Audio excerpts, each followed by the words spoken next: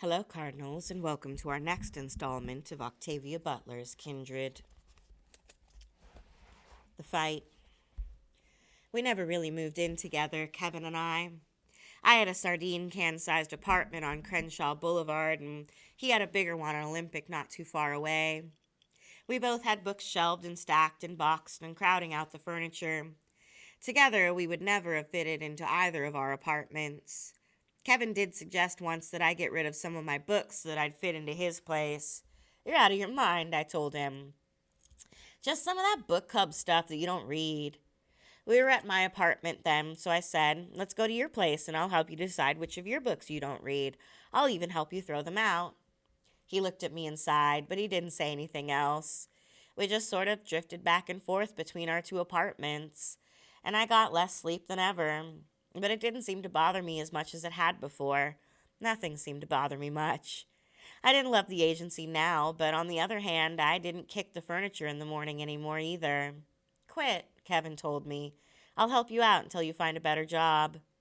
If I hadn't already loved him by then, that would have done it. But I didn't quit. The independence the agency gave me was shaky, but it was real. It would hold me together until my novel was finished, and I was ready to look for something more demanding. When that time came, I could walk away from the agency not owing anybody. My memory of my aunt and uncle told me that even people who loved me could demand more of me than I could give, and expect their demands to be met simply because I owed them. I knew Kevin wasn't that way. The situation was completely different, but I kept my job. Then, about 4 months after we'd met, Kevin says, "How would you feel about getting married?" I shouldn't have been surprised, but I was. "You want to marry me?" "Yeah, don't you want to marry me?" he grinned. "I'd let you type all my manuscripts." I was drying our dinner dishes just then, and I threw the dish towel at him. He really had asked me to do some typing for him 3 times. I'd done it the first time, grudgingly, not telling him how much I hated typing. How I did all but the final drafts of my stories in longhand. That was why I was with a blue-collar agency instead of a white-collar agency. The second time he asked, though, I told him, and I refused. He was annoyed. The third time, when I refused again, he was angry. He said if I couldn't do him a little favor when he asked, I could leave, so I went home. When I rang his doorbell the next day after work, he looked surprised. "You came back. Didn't you want me to?" "Well, sure. Will you type those pages for me now?" "No." "Damn it, Dana!" I stood waiting for him to either shut the door or let me in. He let me in, and now he wanted to marry me. I looked at him, just looked for a long time, and then I looked away because I couldn't think while I was watching him. "You, don't have any relatives or anything who will give you a hard time about me, do you?" As I spoke, it occurred to me that one of the reasons his proposal surprised me was that we had never talked much about our families, about how his would react to me and mine to him. I hadn't been aware of us avoiding the subject, but somehow we'd never gotten around to it. Even now, he looked surprised. "The only close relative I have left is my sister," he said. "She's been trying to marry me off and get me settled down for years. She'll have you, believe me." I didn't quite. "I hope she does," I said, "but I'm afraid my aunt and uncle won't love you." He turned to face me. "No?" I shrugged. "They're old. Sometimes their ideas don't have very much to do with what's going on now. I think they're still waiting for me to come to my senses, move back home, and go to secretarial school." "Are we going to get married?" I went to him. "You damn well know we are."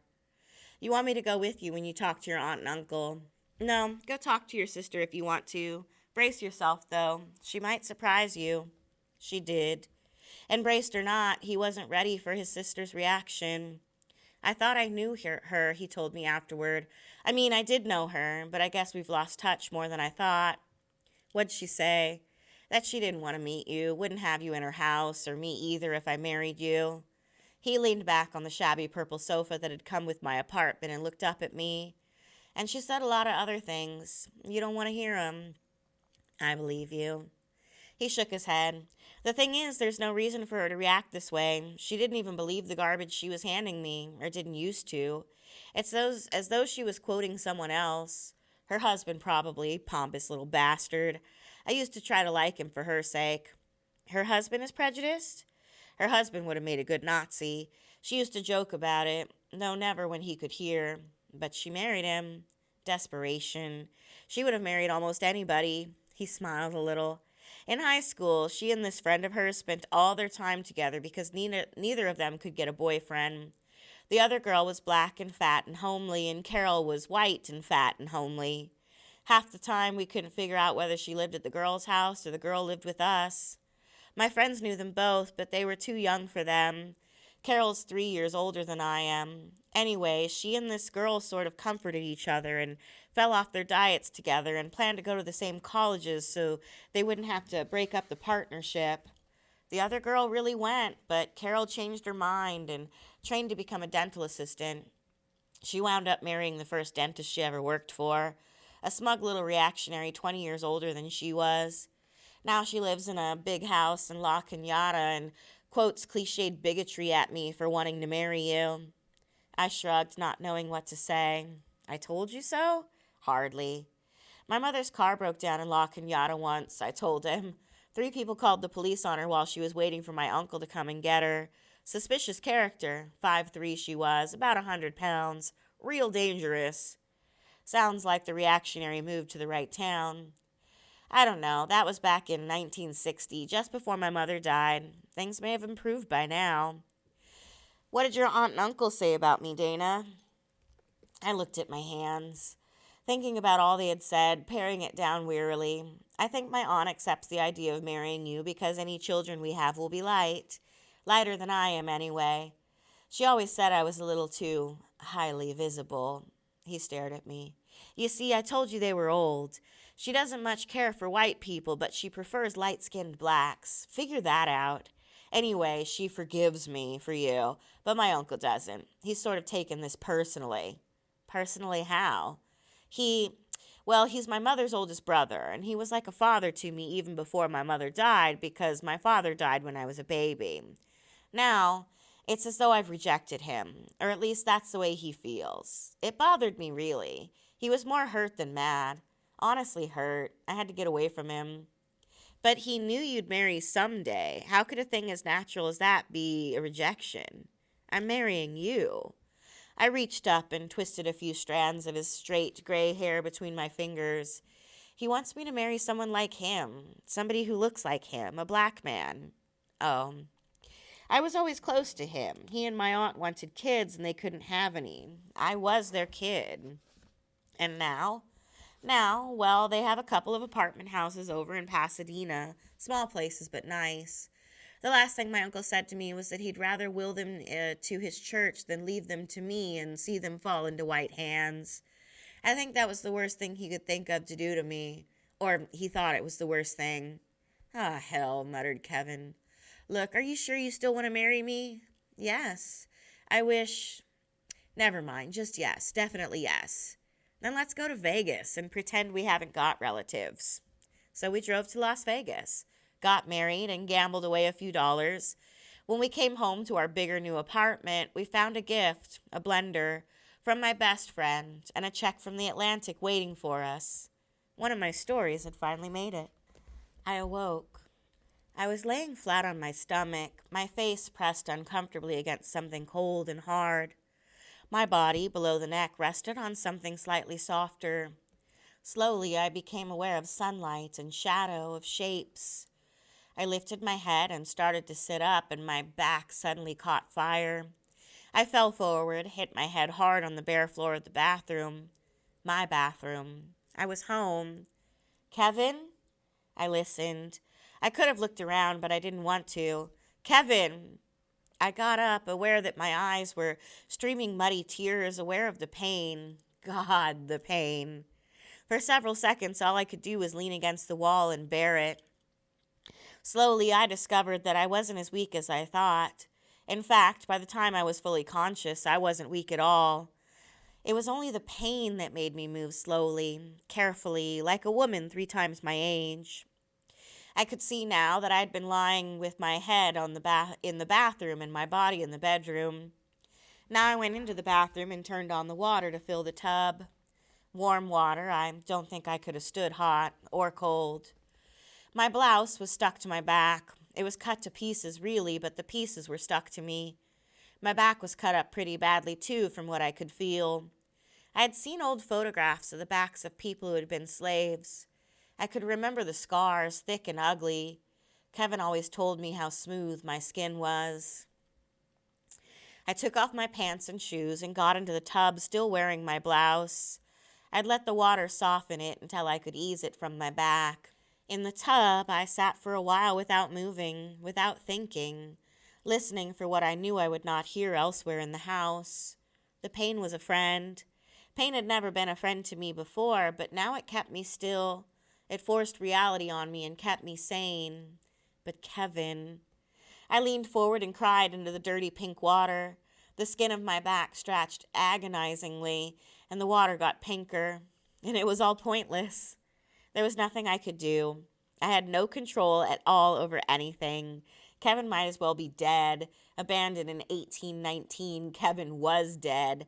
Decades dead. Perhaps a century dead. Maybe I'd be called back again, and maybe he would still be there waiting for me, and maybe only a few years would have passed for him, and maybe he'd be all right. But what had he said about going west and watching history happen? By the time my wounds had softened and my rag of a blouse had come unstuck from them, I was exhausted. I felt the weakness now that I hadn't felt before. I got out of the tub and dried myself as best as I could, and then I stumbled into the bedroom and fell across the bed. In spite of the pain, I fell asleep at once. The house was dark when I awoke, and the bed was empty except for me. I had to remember why all over again. I got up stiffly, painfully, and went to find something that would make me sleep again quickly. I didn't want to be awake. I barely wanted to be alive. Kevin had gotten a prescription for some pills once when he was having trouble sleeping. I found what was left of them, and I was about to take 2 of them when I got a look at myself in the medicine cabinet mirror. My face had swollen and was puffy and old-looking. My hair was in tangled patches, brown with dirt and matted with blood. In my semi-hysterical state earlier, I had not thought to wash it. I put the pills down and climbed back into the tub. This time I turned on the shower and somehow managed to wash my hair. Raising my arms hurt, bending forward hurt, the shampoo that got into my cuts hurt. I started slowly, wincing, grimacing, and finally I got angry and moved vigorously in spite of the pain. When I looked passably human again, I took some aspirins. They didn't help much, but I was sane enough now to know that I had something to do before I could afford to sleep again. I needed a replacement for my lost canvas bag, something that didn't look too good to be carrying. I finally settled on an old denim gym bag that I had made and used back in high school. It was tough and roomy like the canvas bag and faded enough to look properly shabby. I would have put in a long dress this time if I had one. All I had, though, were a couple of bright, filmy evening dresses that would have drawn attention to me, and under the circumstances made me look ridiculous. Best to go on being the woman who dressed like a man. I rolled up a couple of pairs of jeans and stuffed them into the bag, then shoes, shirts, a wool sweater, comb, brush, toothpaste, and toothbrush. Kevin and I had really missed those. 2 large cakes of soap, my washcloth, a bottle of aspirins. If Rufus called me back while my back was sore, I would need them. And my knife. The knife had come back with me because I happened to be wearing it in a makeshift leather sheath at my ankle. I didn't know whether to be glad or not that I hadn't had a chance to use it against Weylin. I might have killed him. I might have been angry enough, frightened enough, humiliated enough to try. Then if Rufus called me again, I'd have to answer for the killing. Or maybe Kevin would have to answer for it. I was suddenly very glad that I had left Weylin alive. Kevin was in for enough trouble, and, too, when I saw Rufus again, if I saw him again, I'd need his help. I wouldn't be likely to get it if I had killed his father, even a father he didn't like. I stuffed another pencil, pen, and scratch pad into the bag. I was slowly emptying Kevin's desk. All my things were still packed, and I found a compact paperback history of slavery in America that might be useful. It listed dates and events that I should be aware of, and it contained a map of Maryland. The bag was too full to close completely by the time everything was in, but I tied it shut with its own rope drawstring and tied the drawstring around my arm. I couldn't have stood anything tied around my waist. Then, incongruously, I was hungry. I went to the kitchen and found half a box of raisins and a full can of mixed nuts. To my surprise, I finished them both and then slept again easily. It was morning when I awoke and I was still at home. My back hurt whenever I moved, and I managed to spray it with ointment Kevin had used for sunburn. The whip lacerations hurt like burns. The ointment cooled them and seemed to help. I had the feeling I should use something stronger, though. Heaven knew what kind of infection you could get from a whip kept limber with oil and blood. Tom Weylin had ordered brine thrown onto the back of the field hand he had whipped. I could remember the man screaming as the solution hit him, but his wounds had healed without infection. As I thought of the field hand, I felt strangely disoriented. For a moment, I thought Rufus was calling me again, and then I realized that I wasn't really dizzy, only confused. My memory of a field hand being whipped suddenly seemed to have no place here with me at home. I came out of the bathroom into the bedroom and looked around. Home, bed with canopy, dresser, closet, electric light, television, radio, electric clock, books. Home. It didn't have anything to do with where I had been. It was real. It was where I belonged. I put on a loose dress and went out to the front yard. The tiny blue-haired woman who lived next door noticed me and wished me a good morning. She was on her hands and knees digging in her flower garden and obviously enjoying herself. She reminded me of Margaret Weylin, who also had flowers. I had heard Margaret's guests compliment her on her flowers, but of course she didn't take care of them herself. Today and yesterday didn't mesh. I felt almost as strange as I had after my first trip back to Rufus, caught between his home and mine. There was a Volvo parked across the street, and there were power lines overhead. There were palm trees and paved streets, and there was a bathroom I had just left. Not a hole-in-the-ground privy toilet that you had to hold your breath to go into, but a bathroom. I went back into the house and turned the radio on to an all-news station. There, eventually I learned that it was Friday, June 11th, 1976. I'd gone away for nearly 2 months and come back yesterday, the same day I left home. Nothing was real. Kevin could be gone for years if I had went after him today and brought him back tonight. I found a music station and turned the radio up loud to drown out my thinking. The time passed and I did more unpacking, stopping often, taking too many aspirins. I began to bring some order to my own office. Once I sat down at my typewriter and tried to write about what happened. Made about 6 attempts before I gave up and threw them all away. Someday, when this was over, if it was ever over, maybe I would be able to write about it. I called my favorite cousin in Pasadena, my father's sister's daughter, and had her buy groceries for me. I told her I was sick and Kevin wasn't around. Something about my tone must have reached her, and she didn't ask any questions. I was still afraid to leave the house, walking or driving. Driving, I could easily kill myself, and the car would kill other people if Rufus called me from it at the wrong time. Walking, I could get dizzy and fall while crossing the street. Or I could fall on the sidewalk and attract attention. Someone could come to help me, a cop, anyone, and then I would be guilty of taking somebody else back with me and stranding them. My cousin was a good friend. She took one look at me and recommended a doctor she knew. She also advised me to send the police after Kevin.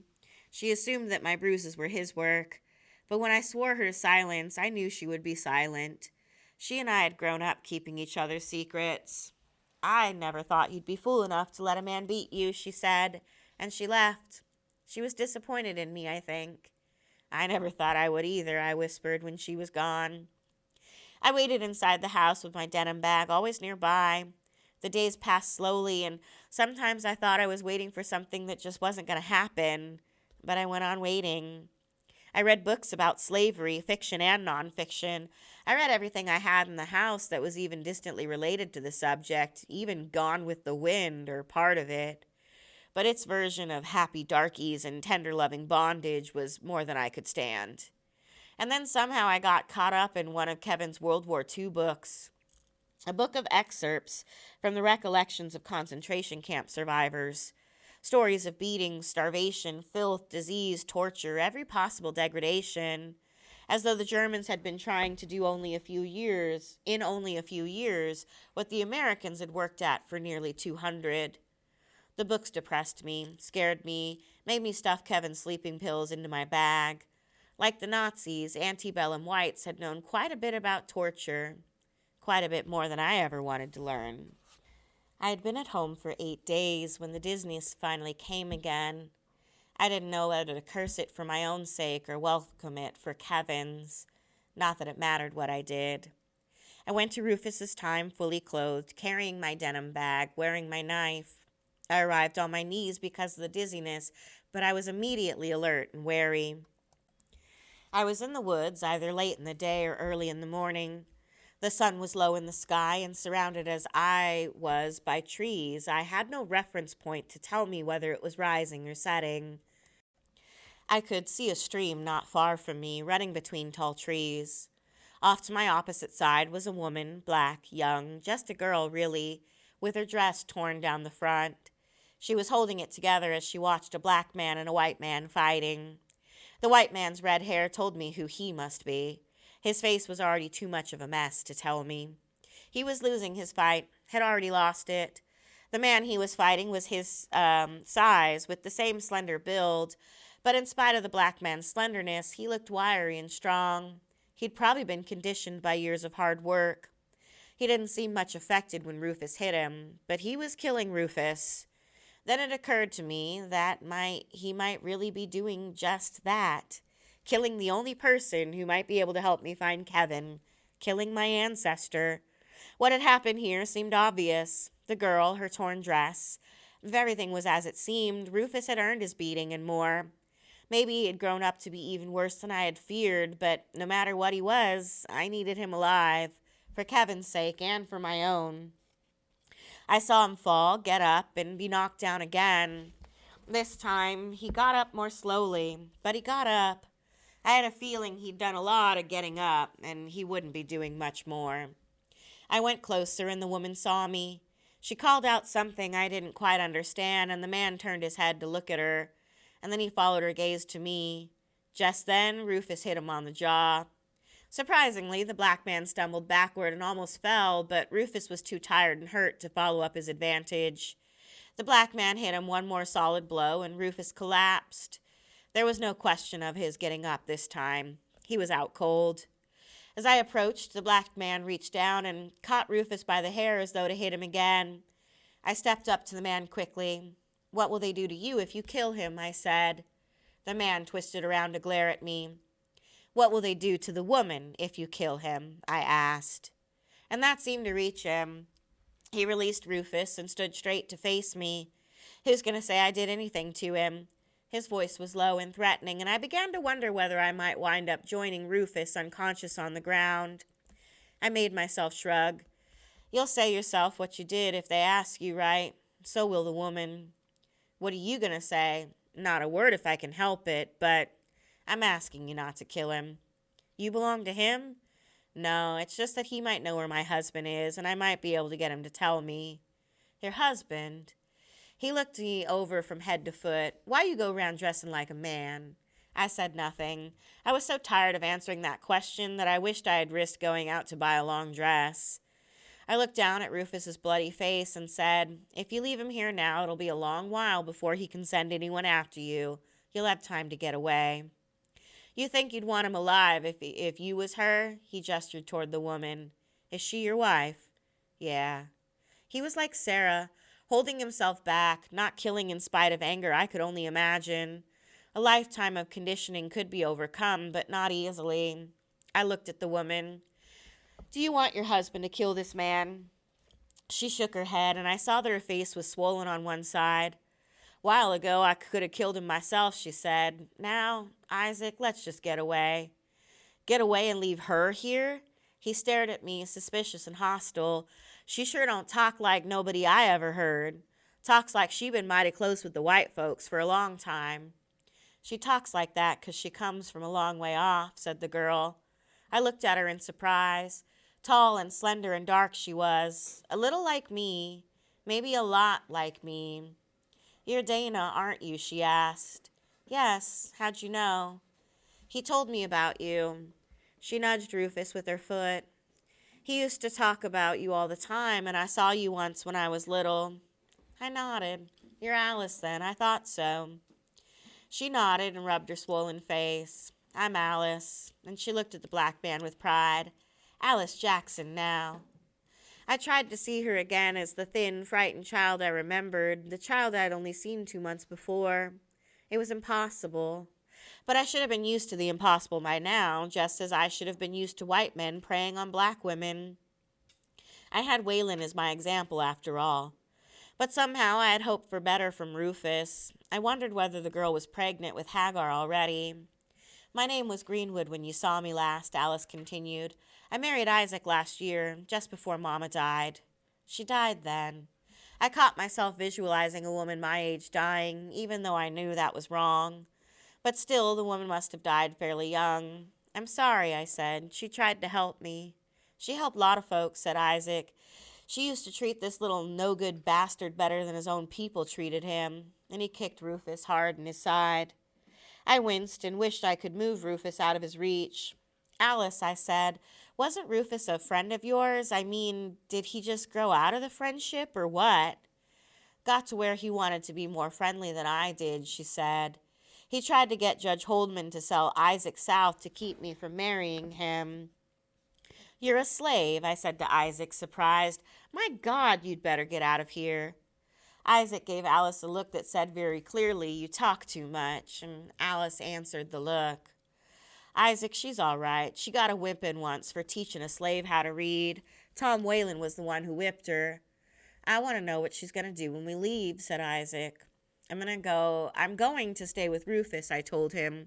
When he comes to, I'm going to help him home as slowly as possible. I'm not going to tell him where you went because I won't know. Isaac looked at Alice and she tugged at his arm. Let's go, she urged. But you can't whip everybody. Let's go. He seemed on the verge of going when I said, Isaac, if you want me to, I can write you a pass.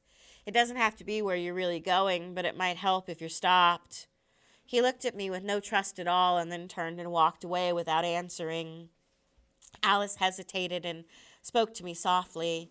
Your man went away, she said. He waited a long time for you and then he left. Where'd he go? Somewhere north, I don't know. Mr. Roof knows. You gotta be careful, though. Mr. Roof gets mighty crazy sometimes. Thank you. She turned and followed Isaac, leaving me alone with the unconscious Rufus, alone to wonder where she and Isaac would go. North to Pennsylvania? I hoped so. And where had Kevin gone? Why had he gone anywhere? What if Rufus wouldn't help me find him? Or what if I didn't stay in this time long enough to find him? Why couldn't he have waited? I knelt down beside Rufus and rolled him over onto his back. His nose was bleeding, his split lip was bleeding.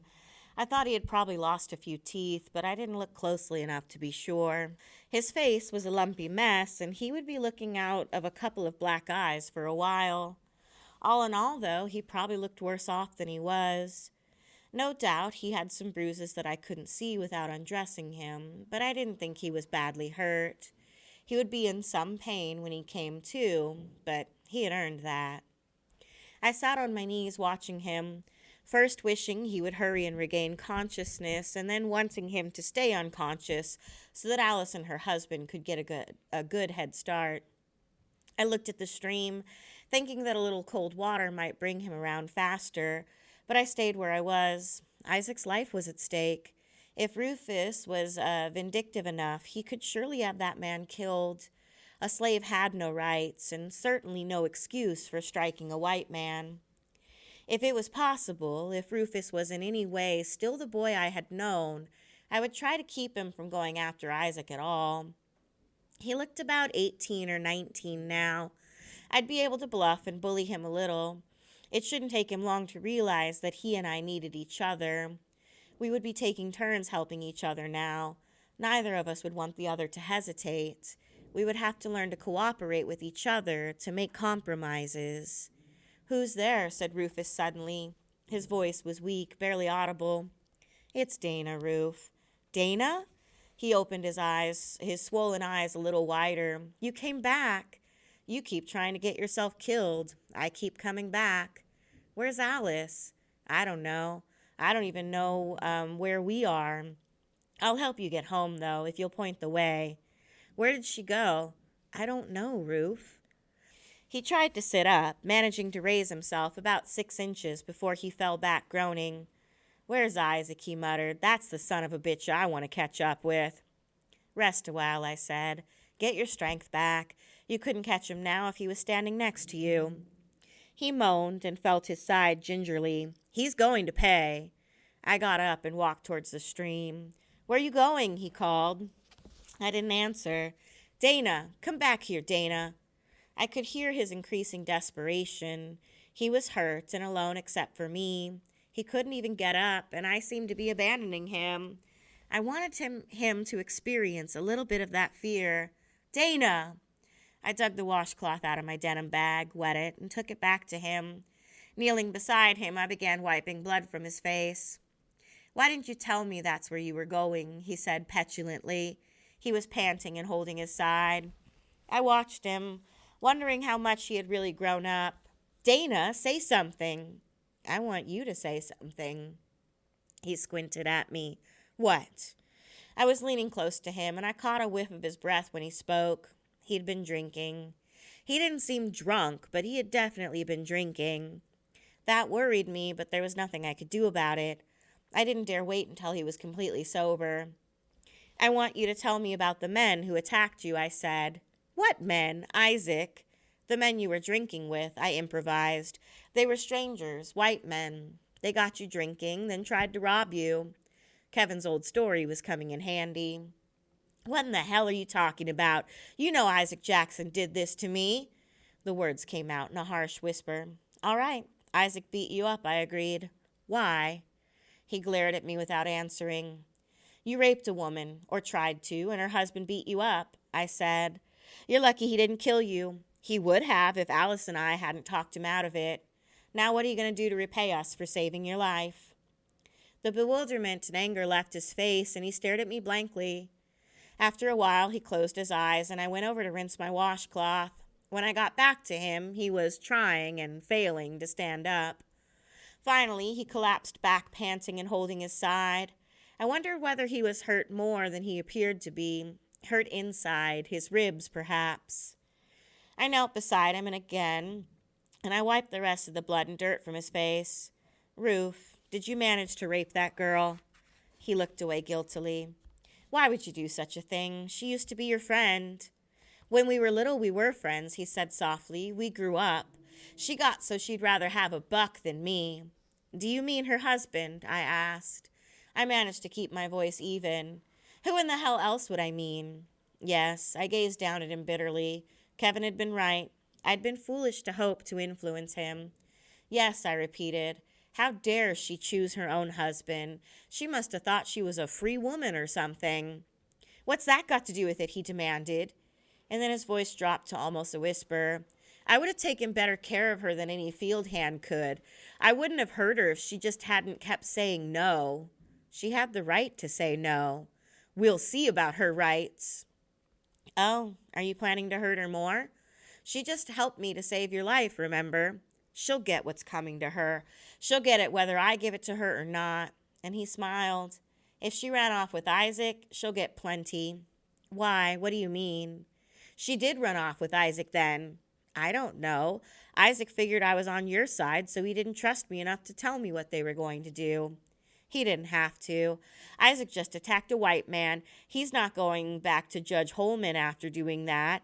Some other man might, but not Isaac. He's run away, and Alice is with him, helping him to escape. Or at least that's the way the judge will see it." "What will happen to her?" "Jail, a good whipping, and then they'll sell her.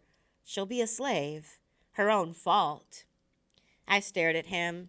Heaven help Alice and Isaac. Heaven help me.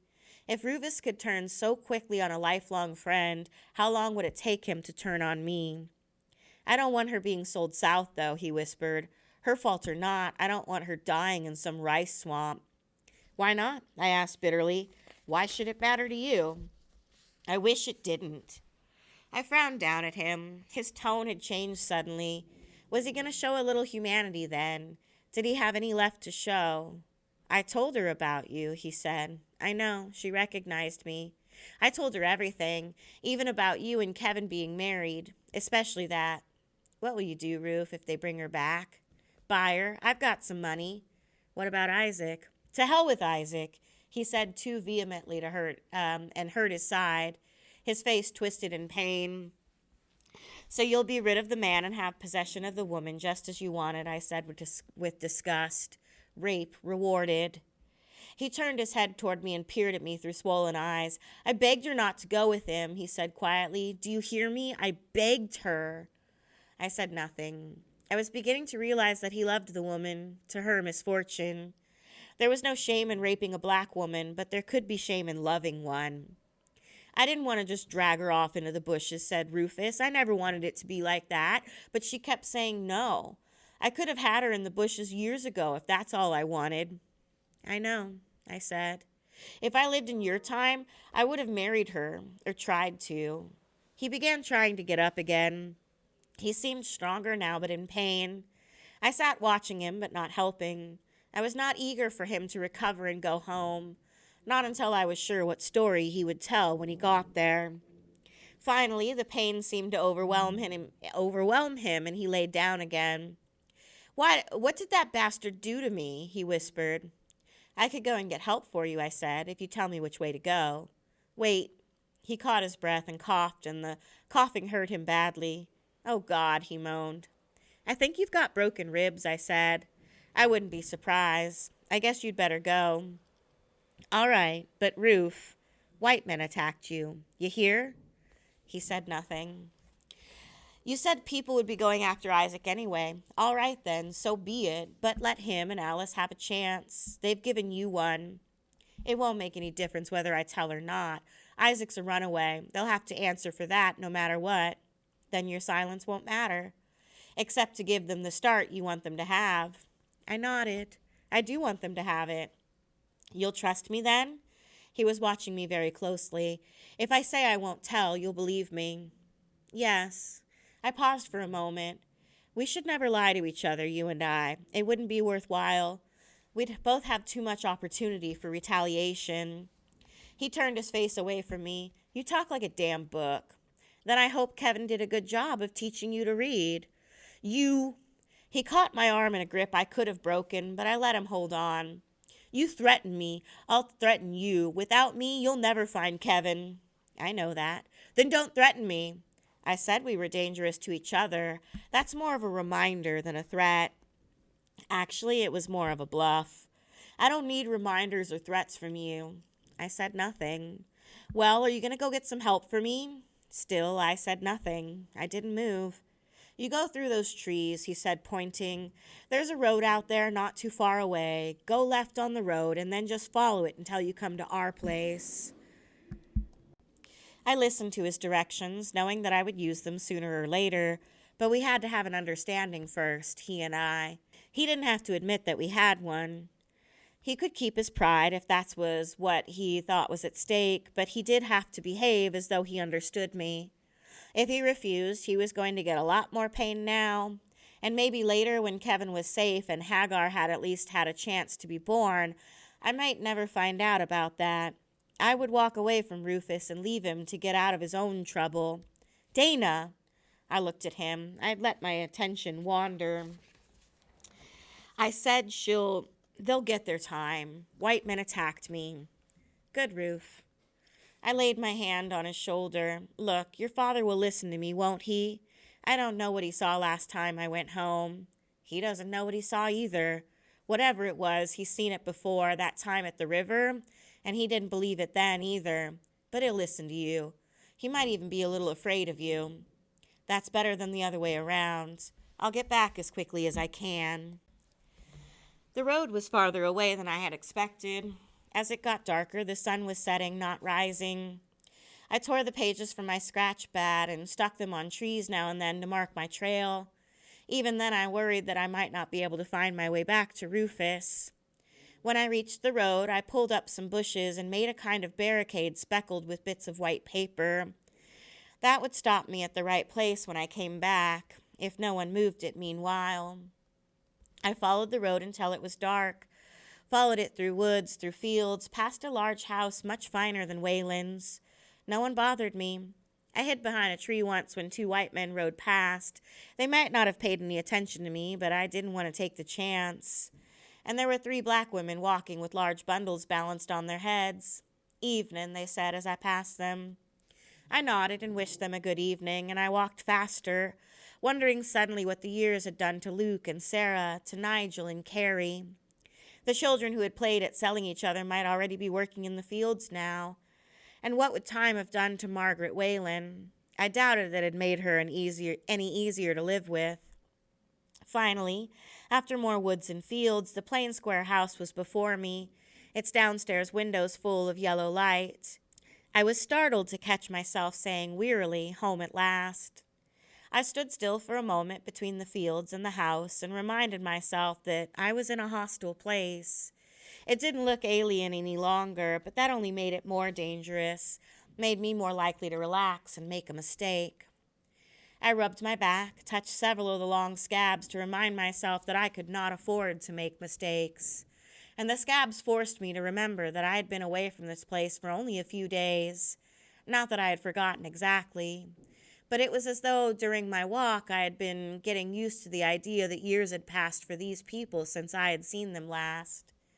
I had begun to feel, not think, that a great deal of time had passed for me too. It was a vague feeling, but it seemed right and comfortable. More comfortable than trying to keep in mind what was really happening. Some parts of me had apparently given up on time-distorted reality and smoothed things out. Well, that was all right, as long as it didn't go too far. I continued on toward the Weylin house, mentally prepared now, I hoped, to meet Tom Weylin. But as I approached, a tall, thin shadow of a white man came toward me from the direction of the quarter. "Hey there," he called. "What are you doing out here?" His long steps closed the distance between us quickly, and in a moment he stood peering down at me. "You don't belong here," he said. "Who's your master?" "I've come to get help for Mr. Rufus," I said, and then feeling suddenly doubtful because he was a stranger, I asked, "This is still where he lives, isn't it?" The man did not answer. He continued to peer at me. I wondered whether it was my sex or my accent that he was trying to figure out. Or maybe it was the fact that I hadn't called him sir or master. I'd have to begin that degrading nonsense again. But who was this man anyway? "He lives here," an answer finally. "What's wrong with him?" "Some men beat him. He can't walk." "Is he drunk?" No, sir, not quite." Worthless bastard. I jumped a little. The man had spoken softly, but there was no mistaking what he had said. I said nothing. "Come on," he ordered, and led me into the house. He left me standing in the entrance hall and went to the library where I supposed Weylin was.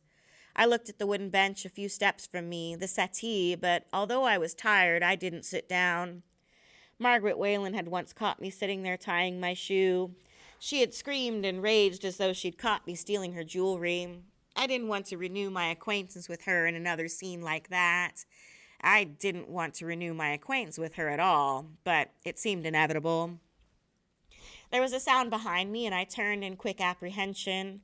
A young slave woman stood staring at me. She was light-skinned, blue-kerchiefed, and very pregnant. "Carrie?" I asked. She ran to me, caught me by the shoulders for a moment, and looked into my face, and then she hugged me. The white stranger chose that moment to come out of the library with Tom Weylin. "What's going on here?" demanded the stranger. Carrie moved away from me quickly, head down, and I said, "We're old friends, sir." Tom Weylin, grayer, thinner, grimmer looking than ever, came over to me. He stared at me for a moment and then turned to face the stranger. "When did you say his horse came in, Jake?" "About an hour ago." "That long? You should have told me. He's taken that long and longer before." Weylin sighed and glanced at me. "Yes, but I think it might be more serious this time. Carrie?" The mute woman had been walking away toward the back door. Now she turned to look at Weylin. "Have Nigel bring the wagon around front." She gave the half-nod, half-curtsy that she reserved for whites and hurried away. Something occurred to me as she was going, and I spoke to Weylin. "I think Mr. Rufus might have broken ribs. He wasn't coughing blood, so his lungs are probably all right, but it might be a good idea for me to bandage him a little before you move him." I'd never bandaged anything worse than a cut finger in my life, but I did remember a little of the first aid I had learned in high school. I hadn't thought to act when Rufus broke his leg, but I might be able to help now. You can bandage him when we get him here, said Weylin, and to the stranger, Jake, you send somebody for the doctor. Jake took a last disapproving look at me and went out the back door after Carrie. Weylin went out the front door with another word for me, and I followed, trying to remember how important it was to bandage broken ribs. That is, whether it was worth talking back to Weylin about. I didn't want Rufus badly injured, even though he deserved to be. Any injury could be dangerous. But from what I could remember, bandaging the ribs was done mostly to relieve pain. I wasn't sure whether I remembered that because it was true or because I wanted to avoid any kind of confrontation with Weylin. I didn't have to touch the scabs on my back to be conscious of them. A tall, stocky slave drove a wagon around to us, and I got on the back while Weylin took the seat beside the driver. The driver glanced back at me and said softly, "How are you, Dana?" "Nigel?" "It's me," he said, grinning. "Grown some since you seen me last, I guess." He had grown into another Luke, a big, handsome man bearing little resemblance to the boy I remembered. "You keep your mouth shut and watch the road," said Weylin. Then to me, "You've got to tell us where to go." It would have been a pleasure to tell him where to go, but I spoke civilly. "It's a long way from here," I said. "I had to pass someone else's house and fields on my way to you. The judge's place. You could have got help there." I didn't know, and wouldn't have tried if I had known. I wondered, though, whether this was the Judge Holman who would soon be sending men out to chase Isaac. It seemed likely. "Did you leave Rufus by the side of the road?" Weylin asked. "No, sir. He's in the woods." "You sure you know where in the woods?" "Yes, sir." "You better." He said nothing else. I found Rufus with no particular difficulty, and Nigel lifted him as gently and easily as Luke once had. On the wagon he held his side, and then he held my hand. "Once," he said, "I'll keep my word." I nodded and touched his forehead in case he couldn't see me nodding. His forehead was hot and dry. "He'll keep his word about what?" said Weylin. He was looking back at me, so I frowned and looked perplexed and said, "I think he has a fever as well as broken ribs, sir." Weylin made a sound of disgust. "He was sick yesterday, puking all over, but he would get up and go out today. Damn fool." And he fell silent again until we reached his house. Then, as Nigel carried Rufus inside and up the stairs, Weylin steered me into his forbidden library. He pushed me close to a whale oil lamp, and there, in the bright yellow light, he stared at me silently, critically, until I looked toward the door. "You're the same one, all right," he said finally. I didn't want to believe it. I said nothing. "Who are you?" he demanded. "What are you?" I hesitated, not knowing what to answer because I didn't know how much he knew. The truth might make him decide I was out of my mind, but I didn't want to be caught in a lie. "Well?" "I don't know what you want me to say," I told him. "I'm Dana. You know me." "Don't tell me what I know." I stood silent, confused, frightened. Kevin wasn't here now. There was no one for me to call if I needed help. "I'm someone who may have just saved your son's life," I said softly. "He might have died out there sick and injured and alone." "And you think I ought to be grateful?" Why did he sound angry? And why shouldn't he be grateful? "I can't tell you how you ought to feel, Mr. Weylin." "That's right, you can't." And there was a moment of silence that he seemed to expect me to fill. Eagerly, I changed the subject. "Mr. Weylin, do you know where Mr. Franklin went?" Oddly, that seemed to reach him. His expression softened a little. "Him?" he said. "Damn fool. Where did he go?" "Somewhere north. I don't know. Rufus has some letters from him." He gave me another long stare. "I guess you want to stay here." It sounded as though he was giving me a choice, which was surprising because he didn't have to. Maybe gratitude meant something to him after all. "I'd like to stay for a while," I said. Better to try to reach Kevin from here than go wandering around some northern city trying to find him, especially since I had no money and since I was still so ignorant of this time. "You gotta work for your keep," said Weylin, "like you did before." "Yes, sir." "That Franklin comes back, he'll stop here. He came back once, hoping to find you, I think." "When?" "Last year sometime. You go up and stay with Rufus until the doctor comes. Take care of him." "Yes, sir." I turned to go. "That seems to be what you're for, anyway," he muttered. I kept going, glad to be away from him. He had known more about me than he wanted to talk about. That was clear from the questions he hadn't asked. He had seen me vanish twice now, and Kevin and Rufus had probably told him at least something about me. I wondered how much, and I wondered what Kevin had said or done to make him a damn fool. Whatever it was, I'd learn about it from Rufus. Weylin was too dangerous to question.